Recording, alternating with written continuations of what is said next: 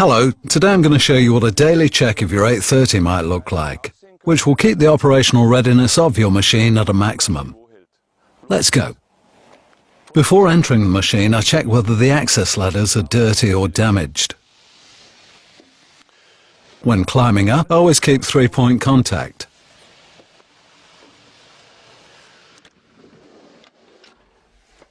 First, I only switch on the ignition. Switch on the headlights. I switch on the beacon, the working lights, and check the windshield wiper for proper functioning.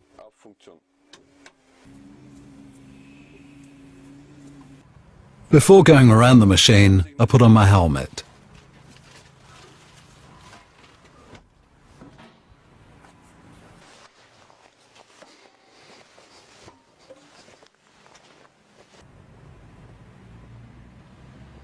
First I check whether the hydraulic hose lines are firmly tightened or show any defects.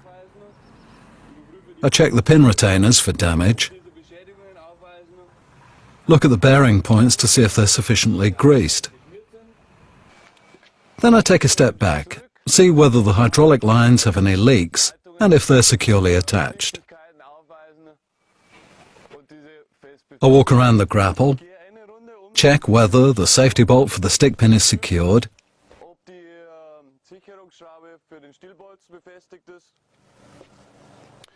and then I continue with the undercarriage. Here we have a few manual lubricating points that have to be greased by hand on this central strip, and lubrication points on each outrigger.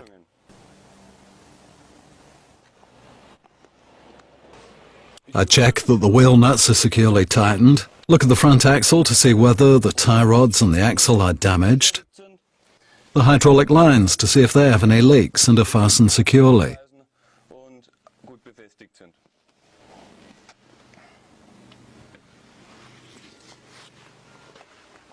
I check the slewing ring lubrication. Yes, and I can see there is fresh grease. Then I look at the undercarriage guard to see if it is damaged or if there are leaks.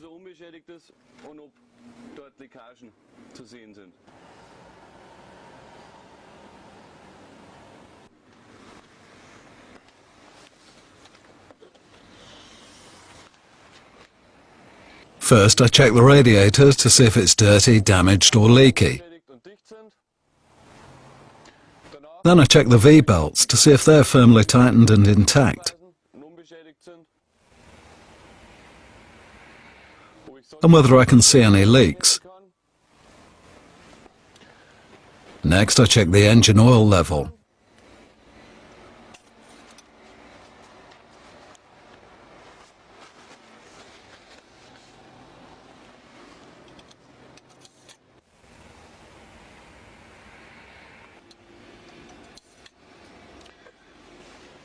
Then I look at the pumps to see if I can detect any leaks.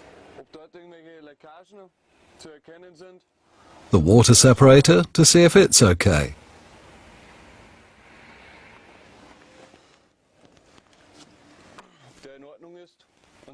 And then I check the hydraulic level. All right.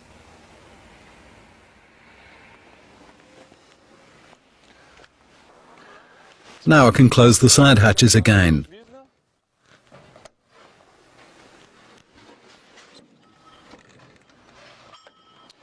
Take a look at the attachments of the rear axles while I'm here. Then I check the alignment between the rear ballast and the upper carriage. Here I can see whether anything is wrong with the rear ballast. I check the top screws of the rear ballast to see if they're on the ballast. Afterwards, I look under the ballast to see if the fastening screws are firmly tightened and whether the stop screws are securely on the ballast here as well. Next, we can open the side hatch here. Here we have the central lubrication system. This has a pressure relief valve.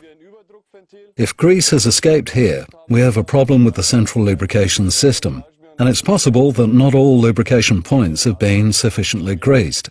Here we can check the lubrication system for the gear tooth lubrication. to see if the grease level there is sufficient too. Then we can look at the batteries at the top to see if they're still safely and securely fastened, whether cables are abraded, and whether everything is properly wired. Here we have the circuit breakers and the battery disconnect switch for the fuses. With all machines, I should wait for 2 minutes after the engine has stopped before I activate the battery disconnect switch. Now we can open the front side hatch. Here we have our AdBlue filling tank. We can check the level in the Sennebogen. Here we can also check the hoses to see if everything is firmly tightened, if we can identify any leaks, but it all looks good.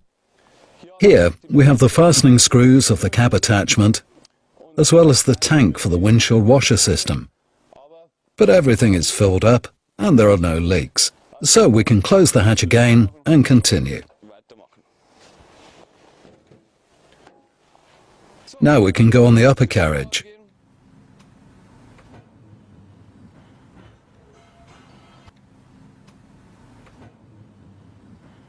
Here we can also see whether there are any oil leaks and whether the bolts are sufficiently greased. Here we have the service hatch of the engine compartment. We can perform a visual inspection of the engine compartment here. And here is also the filling point for the engine oil. We can now close this service hatch again and proceed to the next service hatch. Here we have our expansion tank for the coolant. When the coolant level is too low, it's displayed in the Sennebogen. We can also visually inspect the exhaust system to see if everything is tight and secure and identify any leaks. Then we can close this hatch again too. And now we have our expansion tank for the lubrication oil of the slewing gear, between minimum and maximum. Perfect. Here on the upper carriage we can also check whether all hoses are firmly tightened, whether we can find any leakage points in the middle of the machine. But everything is leak tight here. Also, whether any hoses are chafing against pointy edges. We can check the fit of the hoses of the magnet system. And now we proceed to check the boom.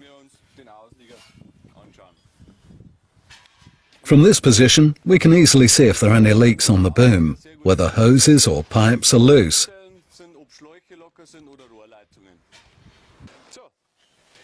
And then we can go back down. Always keep 3-point contact when going down as well.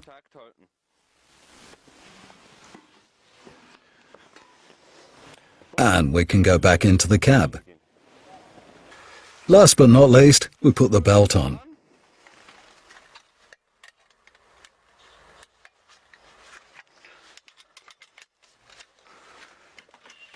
Start the machine.